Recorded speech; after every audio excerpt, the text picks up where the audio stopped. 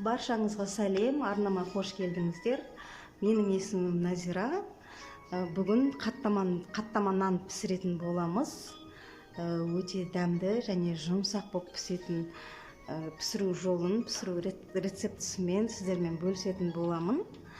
Бұл нанды жасау үшін 200 грамм жылы суға 1 шай қасық тұз салдым, 1 шай қасық дрож, кішкене 40-50 грамм сұйық май қосып жібердім. Сонымен 200 грамм суға маған шамамен 400-450 грамм ұн кетті. Осылай қамырымды илеп дайындап аламын да, бетін жауып, жарты сағатқа жылы жерге жылы орап қойып қоямын. Енді қамырым дайын болғанша пиязды турап дайындап аламын. Пиязды осылай екіге бөліп, өте жіңішке етіп тураңыздар. Мінекей пиязын турап дайындап алдым. Енді үстіне көкшөп, кез келген бір көкшөп, укроп, петрушка қоссаңыздар болады. Мендегі петрушка. Мінекей қамырым дайын болды. Енді осы қамырымды аламын да осылай екіге бөліп, жартысына бір бөлігіне пиязды қосып пісіремін да, бір бөлігін былай жай пісіремін. Достар, арнама тіркеліп, лайк басып, достарыңызбен бөлісіп, мен каналымды қолдап қойсаңыздар, сіздерге үлкен алғысымды айтамын. Ендігі кезекте осылай енді қамырымды жайып алатын боламын. Қамыр тым қатты болып кетпеуге тиісті, сәл жұмсақтау болу керек. Қамырыңыз жұмсақ болса, нан жұмсақ болып, әдемі болып пісіп шығады. Мінекей қамырымды жайып болдым. Енді арасына сары май жағамын. Сары майды алдын ала ерітіп дайындап алдым. Осылай сары майды жағып, ортаға орап, осы видеода көріп тұрғандарыңыздай жасасаңыздар, өте дәмді болып шығады.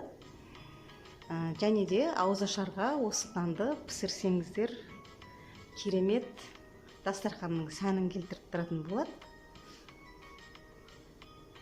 Мінекей, енді осы кесіп алған қамырымды 3-ке бөлемін.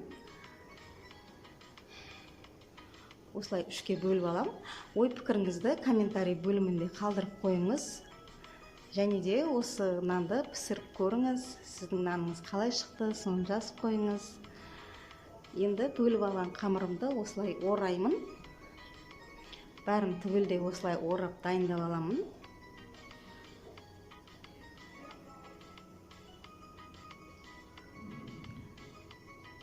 Осындай орап дайындап алам. Сосын орап дайындап алған қамырды целлофановый мешокқа салып қойып қоямын, жылы жерге әдемелеп.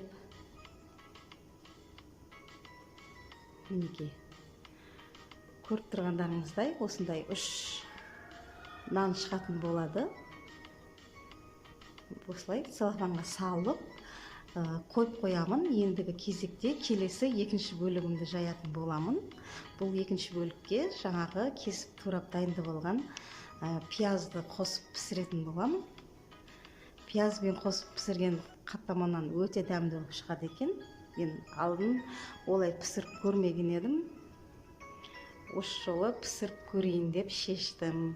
Өте дәмді болып шығады екен. Сіздер де пісіріп көріңіздер. Керемет дәмді.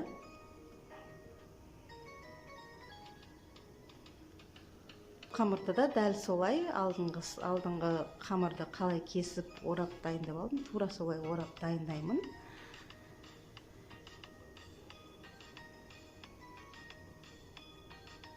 Мінекей, осылай орап дайындап аламын. Өте керемет күшті дәмді шығады екен. Міндетті түрде жасап көріңіз.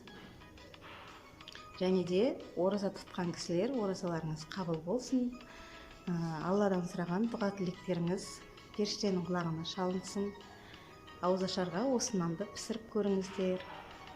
Енді жаңағы дайындап алған нанымды жаятын боламын. Осылай кішірек етіп, тым жұқа қылып жібермеңіздер. Қатты жұқа болып кетсе, қытырлап қалады. Піскен кезде сәл қалыңдау қылып жайыңыздар. Табаға осылай бір ас қасық кішкене май құйып жіберемін да, енді нанымды пісіретін боламын.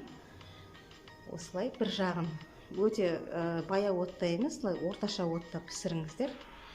Оты қатты болса да болмайды, арасы піспей біртүрлі болып қалады. Оты қатты болса, отын орташа отта пісіріп аласыздар ғой.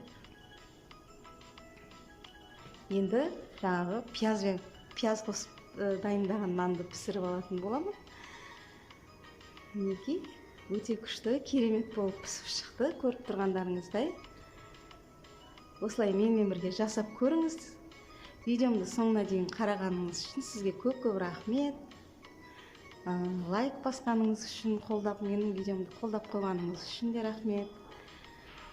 Осылай міндетті түрде жасап көріңіз. Арнамда келесі кездескенше аман сау болыңыз. Өте дәмді шығады екен, керемет. Асыңыз дәмді болсын. Аман сау болыңыз. Осылай жасап көріңіз. Сіздіңкі қалай шықты, соны жазып қойыңыз комментарийде міндетті түрде.